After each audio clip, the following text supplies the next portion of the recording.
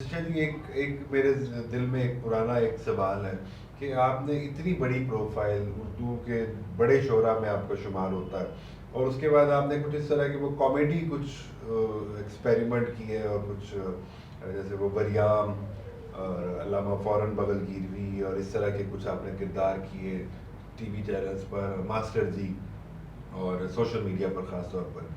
تو اس کو آپ کیسے دیکھتے ہیں؟ وہ آپ کو کرنے چاہیے تھے؟ اس کے ساتھ اس سے آپ کا قد کاٹ کوئی کم ہوا یا کوئی فرق نہیں پڑا؟ میں آپ کو یہ بتاؤں کہ میں ایک آرٹسٹ آدمی ہوں بنیادی طور پہ، اور میں لوگوں کے رد عمل کو دیکھ کے چلنے والا نہیں ہوں. مجھے جو لگتی ہے کسی کام میں خیر ہے، برکت ہے، انسانیت ہے، خوشی ہے، ظلم نہیں ہے، قبضہ نہیں ہے، تسلط نہیں ہے، مار دھاڑ نہیں ہے، تو وہ میں کر لیتا ہوں. لیکن وہ آپ کو وہ کردار سوٹ ہاں کرتے تو میں تھے؟ کیوں نہیں سوٹ، میں انسان نہیں ہوں، میں ایسے ہی بنا رہوں. ایسے میں نے بڑے بنے ہوئے دیکھے ہیں ویسٹ کوٹ پہن کے پھرنے والے. ذاتی زندگی میں سر ایک اور طرح سے ہوتا ہے، لیکن ایک اتنی بڑی شخصیت اگر ہمیں کون سی شخصیت ہے سر؟ آپ شخصیت سر کوئی پرینک کرتے نظر آئیں نہیں، گے؟ میری بات سنیں نا، یہ لوگوں کا تاثر ہے نا، آپ کا تاثر ہے. میں تو آرٹسٹ آدمی ہوں. یوٹیوب پر، سوشل میڈیا پر جس طرح کے لوگ پرینک کر رہے ہیں، میری بات سنیں، میں اچھا ہاں یہ سوال پورا کر لیں. تو ان جیسا کام اگر آپ کریں گے تو یہ زیب دیتا ہے آپ کو؟ کن جیسا کام؟ نام نہیں لیتا، لیکن جو پرینک کر رہے ہوتے ہیں یوٹیوب کے اوپر، اور نہیں، ان جیسا کام ثابت کریں، کیسے ان جیسا؟ جو آپ پرینک کر رہے ہیں، مطلب ٹک ٹاک تھے اور علامہ فوراً بغل کی، میں کر رہا ہوں پرینک، لیکن یہ کن جیسا ہے؟ بہت سارے عامیانہ کاموں جیسا ہے. وہ بتائیں نا، وہی تو میں پوچھ رہا ہوں. سر مطلب کئی ایسے لوگ ولاگ اور یہ جو فیملی ولاگنگ بھی لوگ کرتے ہیں، اور نہیں، عامیانہ یا ان جیسا کیسے ہے؟ آپ ذرا مجھے سمجھائیں. میں اس طرح سے آتا ہوں کہ آپ یہ والا جو کام ہے علامہ فوراً بغل گیروی والا، یا اس سے پہلے بریام یا ماسٹر جی، تو ان میں کوئی عامیانہ پن نہیں تھا؟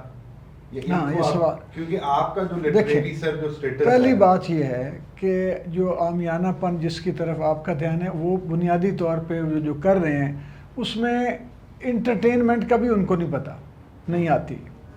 وہ مزاح نگار بھی نہیں ہے، وہ کامیڈینز بھی نہیں ہیں جو ہوتے تھے نا ہمارے، جو اوریجنل مزاح کرنے لوگ فنکار ہوتے ہیں مزاح، وہ بھی نہیں ہیں.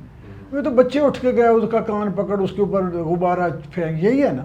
یا مجھے بتا دیں کہ ان کا کوئی مقصدیت ہے پیچھے؟ جس لیول کی شخصیت آپ ہیں، ایک عام آدمی کے طور پر میری ایک رائے ہے، یا ایک جو آپ کے چاہنے والوں کی ایک رائے ہو سکتی ہے کہ نہیں، دیکھیں میری بات سنیں، میں پہلی بات تو یہ ہے کہ میں نے جو اپنے کام کیے نا، وریام اتنا بڑا کریکٹر تھا کہ اس وقت کے سرویز کے مطابق پاکستان کی ریڈیو کی تاریخ میں اتنا پاپولر پروگرام نہیں تھا. اور وہ کہ جب ہم نے وریام نے 2008 کے الیکشن کے لیے جب خون بلڈ جمع کرنا کیا نا، تو ہسپتال کے اتنے ڈاکٹر طارق آج بھی زندہ ہیں، ڈاکٹر طارق سہیل، ان سے پوچھیں.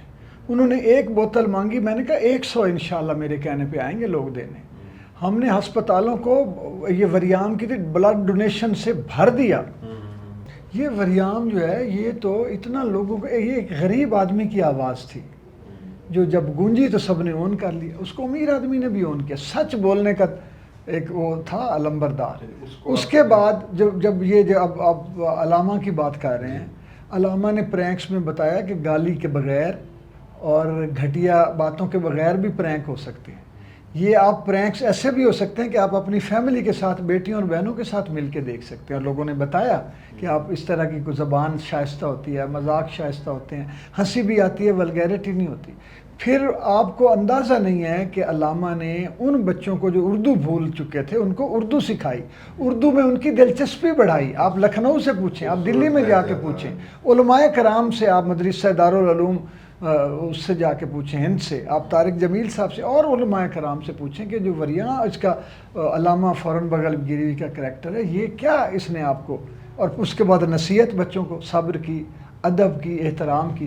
تو یہ دیکھیں عام، یہ آپ کا سوال جو ہے یہ عامیانہ تھا. آپ نے اس نظر سے ان کریکٹرز کو دیکھا نہیں ہے. اچھا، اب مجھے پتہ ہے ان چیزوں کا، اگر آپ کو نہیں پتہ تو میں آپ کے رد عمل میں آ کے یہ کیوں چھوڑوں؟ میں تو اپنے مشن پہ لگا ہوں. میں کبھی اسی نچ کے یار منانا ہے، کنجری بنیا میری عزت نہ گھٹ دی، میں نچ کے یار منا. یہ میں تو صوفیاء کے رستے پہ چل رہا ہوں کہ یہ لوگ ان کو سمجھیں، لیکن میں اپنا مشن ہے.